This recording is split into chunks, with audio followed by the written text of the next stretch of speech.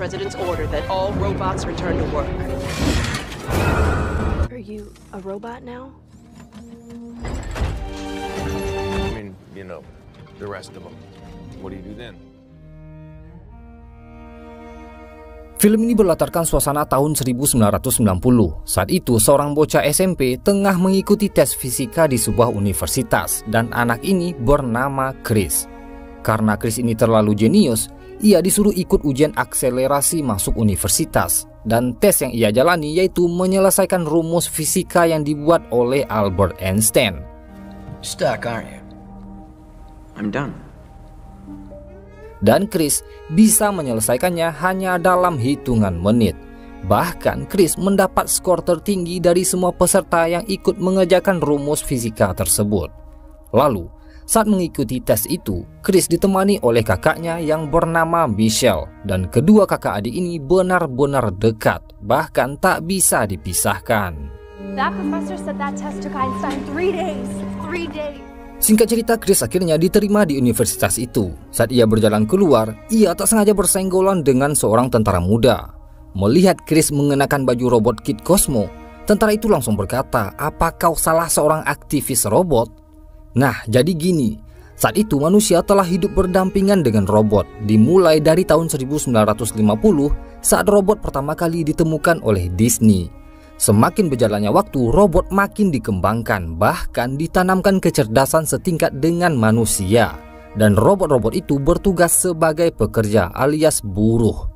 Tapi makin hari, robot-robot tersebut mulai berontak dan protes. Mereka menentang ketika robot-robot difungsikan sebagai pekerja alias buruh.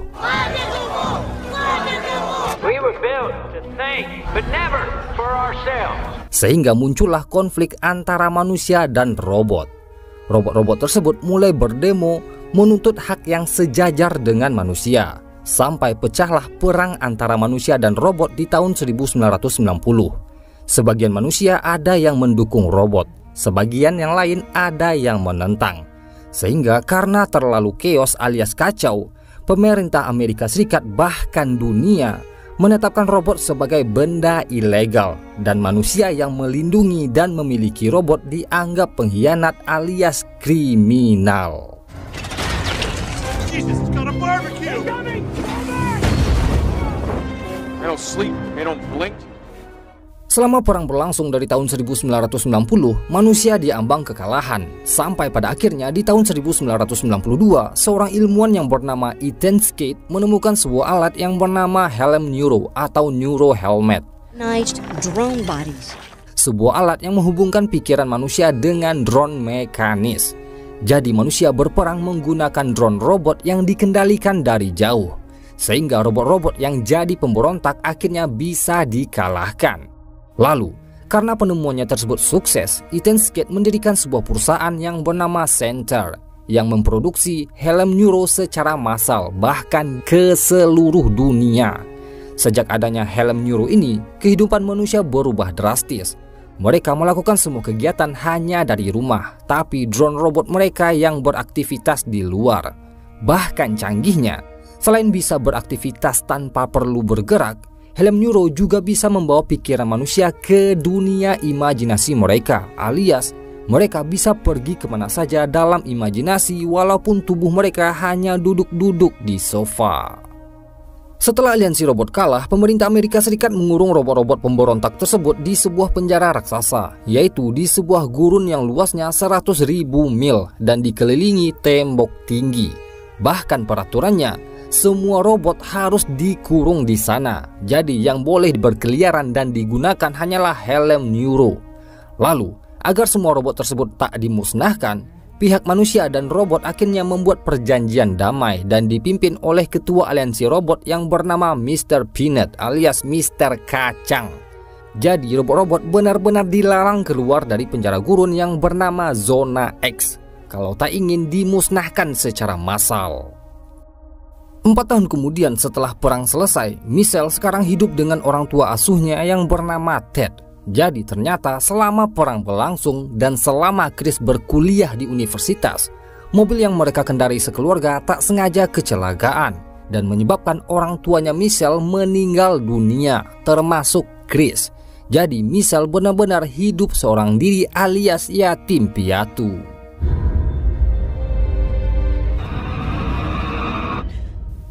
Suatu malam saat Michelle tertidur, ia bermimpi ketika dokter memberitahukan kalau Chris meninggal dunia. Dan saat Michelle terbangun, ia mendengar suara berisik-berisik dari luar rumahnya. Michelle mencoba melihat keluar dan ternyata muncullah sebuah robot Kid Cosmo yang sedang ngumpet-ngumpet. Tanpa pikir panjang, Michelle langsung berlari kabur ke rumah dan mengadu pada Ted. Tapi sayang Ted tertidur pulas di dalam helm neuronya. Michelle mencoba bersembunyi, tapi robot itu masih mengikuti dan nekat masuk ke rumah lalu mencari Michelle.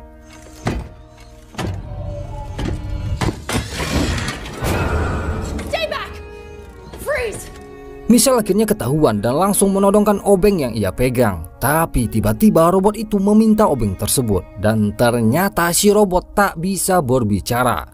Ia membuka bagian kupingnya dan menyuruh Michelle memperbaiki sebuah kabel yang terlepas. Sehingga setelah kabel tersebut dipasang, robot Cosmo itu akhirnya berbicara. Tapi suara yang ia keluarkan adalah suara bawaan pabrik.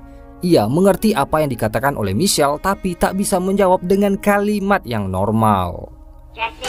Jesse, there's trouble on the moon. Put that back. Setelah itu robot Cosmo mengambil fotonya Chris dan menunjuk-nunjuk dirinya adalah Chris. Tentu saja Michelle benar-benar heran dan menyuruh robot tersebut mengembalikan foto itu. Tapi si robot Cosmo menolak. Sehingga terjadilah aksi tarik-menarik antara Michelle dan robot Cosmo. Sampai pada akhirnya kemunculan Cosmo tersebut diketahui oleh Ted. Is that a bot? Get the hell out of here! That's what I'm trying to do! Well, try harder! Karena keberadaan robot benar-benar terlarang, Ted memaksa Michelle mengusir robot tersebut. Bahkan ia mendorongnya sampai tersungkur. Melihat Michelle dikasari, robot Cosmo akhirnya marah dan tiba-tiba ia pun melakukan gerakan tangan yang sering dilakukan oleh Michelle bersama Chris, yang membuat Michelle benar-benar shock. Listen, brother. Easy. Setelah itu robot Cosmo mulai menyerang Ted sehingga terjadilah perkelahian antara mereka berdua. Sampai pada akhirnya Ted pun kalah dan tanpa basa-basi ia pun langsung mencoba melapor pada polisi. Tapi karena robot Cosmo itu ada hubungannya dengan Chris, Michelle langsung menyentrum Ted sampai pingsan dan mereka berdua pun langsung kabur meninggalkan rumah tersebut. You wouldn't happen to know how to drive? No, me either. Saat di perjalanan, ban mobil yang mereka kendarai bocor dan mereka berhenti tepat di depan fasilitas kuburan robot milik perusahaan Center. Karena tak ada ban serap dan tak bisa pergi kemana-mana lagi, Michelle akhirnya mengajak Cosmo bicara dan menanyakan apa hubungan robot Cosmo tersebut dengan Chris. You died, and now you're here. Are you a robot now? Setelah itu Michelle mulai bertanya, apakah kau Chris? Si robot mengangguk. Dan apakah kau masih hidup? Si robot kembali mengangguk. Lalu Michelle kembali bertanya, siapa yang melakukan semua itu? Tiba-tiba si robot melakukan gerakan kacamata yang artinya seorang dokter berkacamata. Lalu Michelle kembali bertanya, di mana ia bisa menemukan tubuhnya Chris? Dan si robot langsung menunjuk ke logo perusahaan Center yang ada di pemakaman. Dan ketika dilihat lokasinya di peta, robot Cosmo tersebut langsung menunjuk ke sebuah gunung yang ada di zona X alias penjara robot. Dan lokasinya berada di New Mexico atau lebih tepatnya di perbatasan antara Amerika Serikat dan Meksiko. Lalu, karena bingung bagaimana cara menuju ke sana, Michelle melihat semua barang-barang miliknya Ted yang ada di bagasi. Dan di sana terdapat sebuah kotak paket dan kurir pengirimnya bernama New to You dan alamatnya berada di New Mexico. Sehingga Michelle dan Cosmo langsung menuju ke sana menggunakan kereta api. Setelah Michelle pergi, tiba-tiba seorang pemburu robot mendatangi lokasi pemakaman itu. Dan pemburu robot ini bernama Butcher alias tukang jagal. Melihat ada mobil mencurigakan ada di sana, tukang jagal itu langsung memeriksa isi bagasi dan ia melihat alamat New to You. Karena tujuan tukang jagal ini hanya mencari robot, ia pun curiga dan langsung memburu pemilik mobil tersebut ke alamat New to You. Michelle dan Cosmo akhirnya sampai di New Mexico, tepatnya di kota Clayton, yaitu alamat yang tertulis di stiker New to You.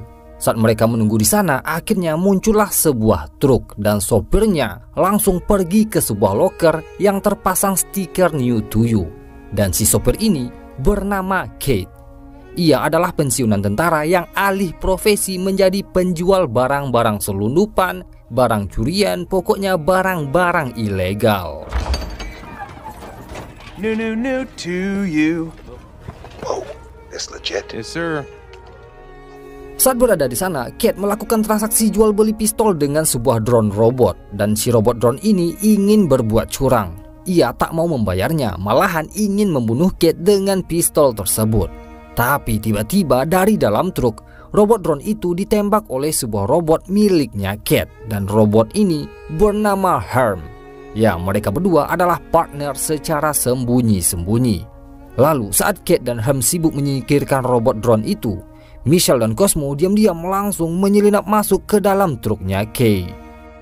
Setelah itu truknya Kate pun berjalan dan ternyata ia pergi menuju zona X alias penjara robot sesuai dengan harapan Michelle.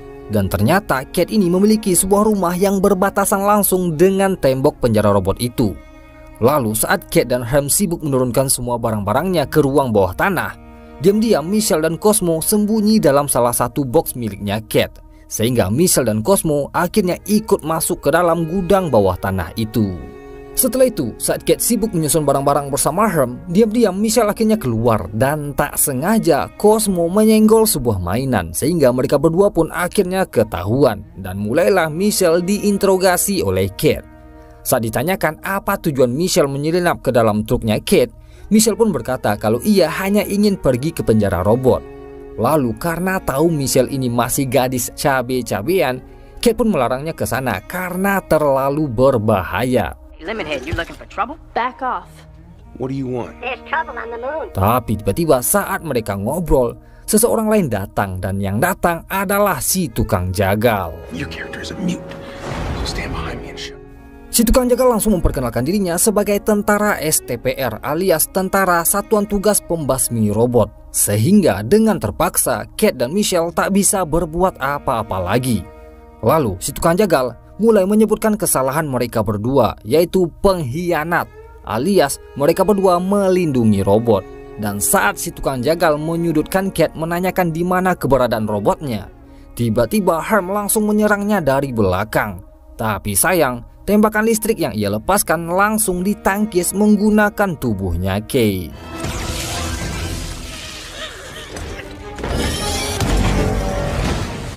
Untungnya si tukang jagal ini memiliki kode etik tak boleh menyerang manusia, sehingga ia hanya fokus menyerang dan mencari Cosmo dan Herm.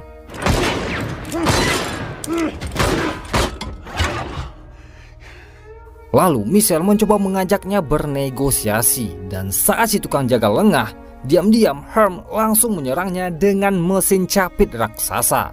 Dan saat robot drone tersebut terjebak, mereka semua langsung bergegas kabur menggunakan troli. I told you color code those keys. I know what it is. Why do you have so many keys?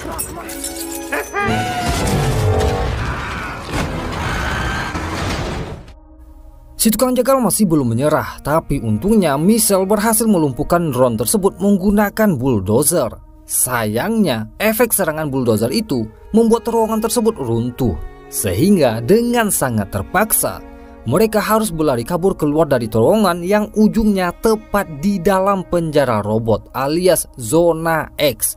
Dan pintu untuk kembali ke gudangnya Kate telah tertimpa reruntuhan. You see that wall? You follow it for about 10 years, you'll end up right back here. Saat terjebak dalam penjara robot itu, mereka melihat robot-robot pemulung saling memangsa satu sama lain. Ya, tujuannya agar robot-robot tersebut bisa bertahan hidup menggunakan komponen robot-robot lain.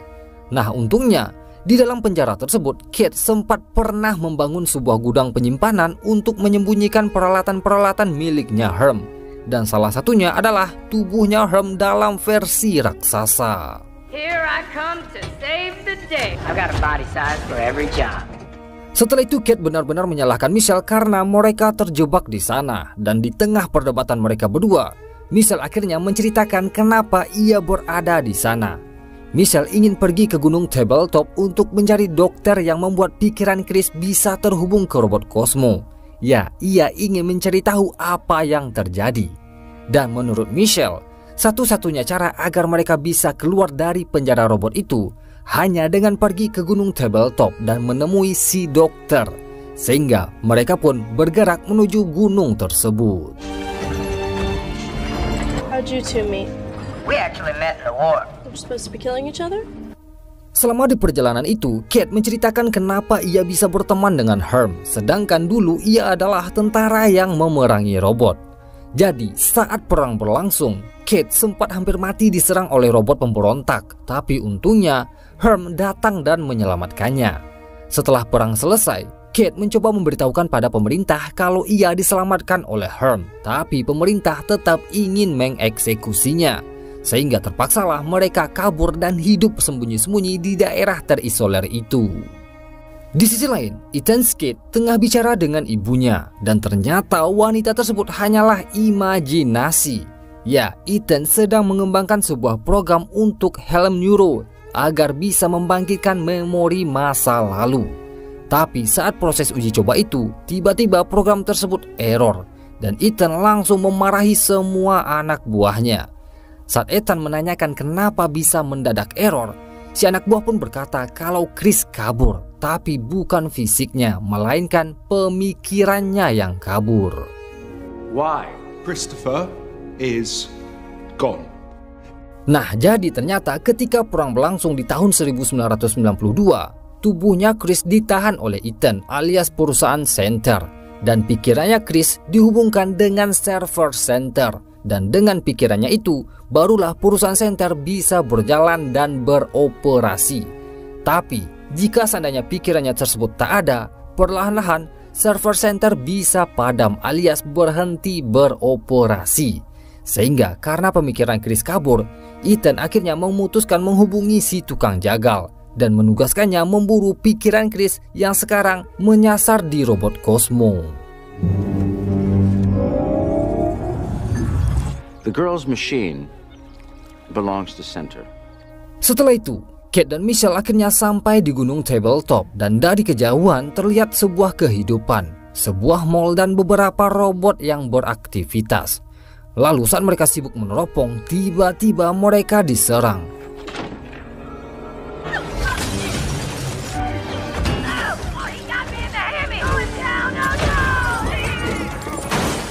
Dan para robot akhirnya mendatangi mereka.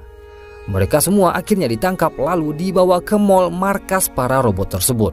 Dan saat berada di sana, suasananya seperti mall pada umumnya. Para robot beraktivitas normal layaknya manusia. Sampai pada akhirnya Michelle dan Kate akhirnya dipertemukan dengan ketua aliansi robot, yaitu Mr. Peanut alias Tuan Kacang. Mr. Peanut akhirnya menjelaskan kenapa mereka ditangkap. Ya, karena perjanjiannya daerah tersebut adalah dunianya robot. Jadi Kate dan Michelle dianggap melanggar perjanjian. Tapi Michelle mencoba menjelaskan tujuannya ke sana hanya untuk mencari seorang dokter berkacamata yang Michelle tak tahu namanya. Setelah Michelle menjelaskan apa yang terjadi pada Chris dan robot Cosmo, Mr. Peanut akhirnya menceritakan kisah tentang dokter berkacamata itu. Dan dokter tersebut bernama Dr. Clark Amers. Ia adalah ahli di bidang interaksi manusia dan robot. Sayangnya, karena terjadi perang, kekacauan, dan kerusuhan antara manusia dan robot, dokter itu akhirnya diusir dari zona X tersebut. Dr. Clark Amherst. I'm afraid I have bad news. He passed this morning. Setelah itu, saat berdiam diri di sana dan bingung harus mencari Dr. Clark kemana, tiba-tiba Michelle didatangi oleh robot pos, dan si robot tersebut memberikan sebuah surat yang telah bertahun-tahun dititipkan oleh Dr. Clark jika seandainya suatu saat ada yang datang mencari keberadaan Chris. Dan di surat tersebut, Dr. Clark menuliskan alamatnya dan menyuruh mereka datang ke sana. Di surat tersebut tertulis kalau alamat Dr. Clark berada di daerah yang penuh dengan robot pemulung alias benar-benar berbahaya. Sehingga Mr. Peanut yang kasihan pada Michelle, ia pun mengerahkan beberapa robot yang ada di sana untuk mengawal Michelle menemui dokter tersebut. Tapi di sisi lain, si tukang jagal akhirnya mendatangi Gunung Tabletop dan mulailah ia mengikuti kemana Michelle dan para robot-robot tersebut pergi.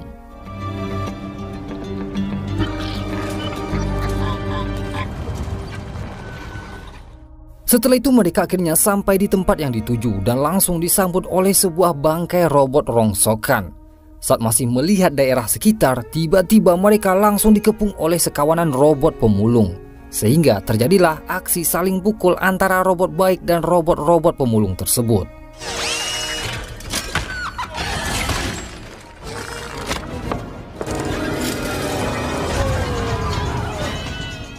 Mereka akhirnya terpojok dan terperosok jatuh ke dalam ruang bawah tanah.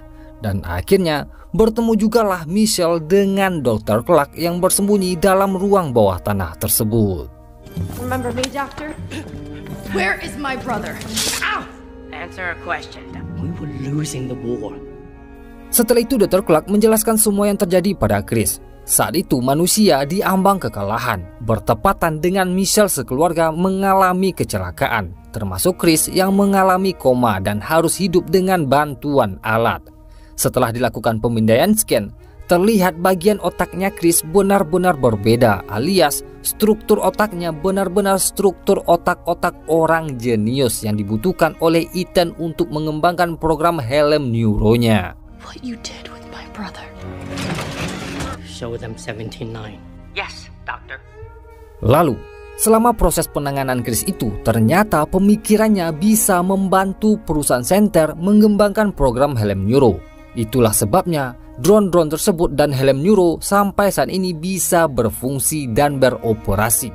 Lalu, setelah 15 bulan koma, Chris akhirnya mulai bangun alias sadarkan diri. Hanya saja pihak Center tak mau melepaskannya, sehingga Chris sengaja dibuat agar selalu tak sadarkan diri. Lalu, sebelum Dr. Clark kabur meninggalkan fasilitas Center, ia terlebih dahulu menghubungkan pemikirannya Chris dengan jaringan luar, agar pikirannya bisa bebas pergi kemana saja. Itulah sebabnya pemikirannya tersebut sekarang bisa nyasar dan bersarang dalam robot Cosmo. You already had a family. Relax. Setelah menjelaskan semua itu, Michelle akhirnya memaksa Dr. Clark membawanya ke kantor pusat Center untuk mencari Chris. Tapi tiba-tiba dari kamera CCTV terlihat tukang jagal udah berada di sana. Mereka langsung bergegas kabur dan Mr. Peanut yang menghadapi si tukang jagal seorang diri.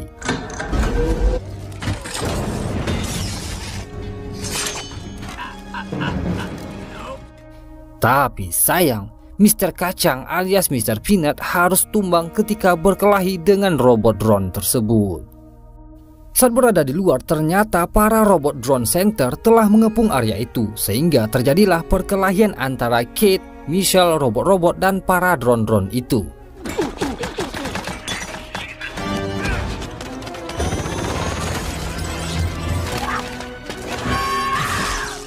Lalu, Michelle, Cosmo, dan Dr. Clark akhirnya terpojok, sehingga Dr. Clark akhirnya memberanikan diri menghadapi si tukang jagal sendirian, sembari Michelle dan Cosmo berlari kabur. Lalu, karena tukang jagal ini tak mau menyerang manusia, Dr. Clark menantang langkahi mayatnya dulu kalau ingin menangkap si robot Cosmo. Tapi tiba-tiba, sebuah drone lain langsung menembak mati Dr. Clark, dan yang mengoperasikan drone itu adalah Ethan. Melihat Ethan membunuh dokter itu, tukang jagal mulai menyesal mau bekerja pada perusahaan Center. Setelah itu, saat Michelle kabur, akhirnya para drone Center berhasil menangkap robot Cosmo. Dan karena misi mereka telah selesai, para drone tersebut langsung pergi meninggalkan tempat tersebut. Lalu mereka semua akhirnya kembali pulang ke Gunung Tabletop. Saat mereka sampai di sana, ternyata mall yang dijadikan rumah oleh para robot telah hancur berantakan, diserang oleh drone-drone milik perusahaan Center. Di tempat lain, Ethan kembali menghubungkan pemikirannya Chris dengan tubuhnya, bahkan dengan pusat server Center. Dan kali ini, Ethan mengunci pemikirannya Chris, alias secara permanen pemikirannya tak akan pernah bisa pergi-pergi lagi. And you lied to me. Father, Son, Holy Ghost. Setelah itu Michelle, Kate, dan Mr. Peanut mulai mengatur strategi untuk membebaskan Chris. Dan untungnya robot kepercayaan Dr. Clark bisa membantu mereka keluar dari penjara itu. Dan bahkan bisa membantu untuk masuk ke dalam fasilitas center. Tapi sebelum pergi, robot tersebut memberikan peringatan. Jika seandainya pikirannya Chris dicabut alias diputus, semua fasilitas center akan mati total alias neurodrone di seluruh dunia akan mati total. Mendengar semua penjelasan itu, makin semangatlah mereka menuju ke sana. I don't care if I never get back. Metal and meat together. Mereka akhirnya sampai di kantor pusat center. Tanpa banyak basa-basi, Kate dan Herm langsung memulai keributan dengan melempari mobil-mobil yang terparkir ke kantor tersebut. Sehingga semua drone keamanan dikerahkan untuk menangkap mereka. Setelah semua drone dipancing, para drone tersebut langsung disambut dengan serangan balik dari para robot-robot. Showtime, kid. Let's go.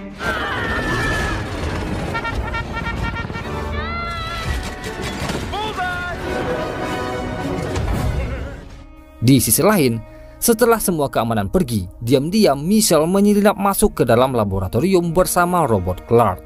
Dan akhirnya bertemu jugalah tubuhnya Chris yang terkunci rapat dalam sebuah tabung. Karena tubuhnya Chris tak bisa diajak bicara, Michelle akhirnya menggunakan helm neuro sehingga ia pun bisa masuk ke dalam pikirannya Chris. Dan bertemu jugalah kedua kakak adik ini. Setelah melepas rindu beberapa saat, Michelle akhirnya bertanya bagaimana cara menyelamatkan Chris. Tapi sayang, Chris berkata kalau ia dan pemikirannya telah dikunci permanen ke dalam server center, alias fisiknya tersebut selamanya akan tak sadarkan diri. Dan satu-satunya cara untuk menghentikan center adalah dengan Michelle harus mencabut semua peralatan yang terhubung dengan tubuhnya Chris, alias Michelle harus membunuhnya. Setelah memberikan pelukan terakhir, Michelle akhirnya kembali ke dunia nyata. There's no out. I think I need to die.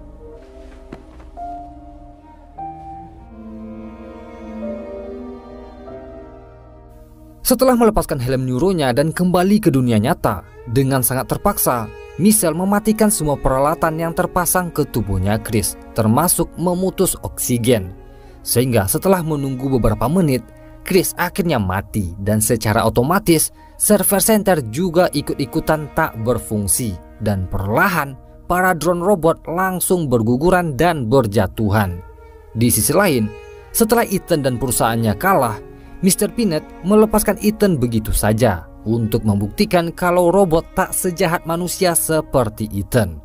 Lalu, setelah semua drone tak berfungsi lagi dan server center mati total secara permanen di seluruh dunia, kehidupan manusia di seluruh dunia menjadi berubah drastis.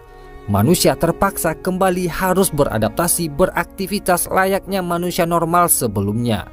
Setelah semua kejahatan yang dilakukan center pada Chris terbongkar, Ethan akhirnya ditangkap dan kehidupan antara robot dan manusia untuk hidup berdampingan mulai dikampanyekan kembali.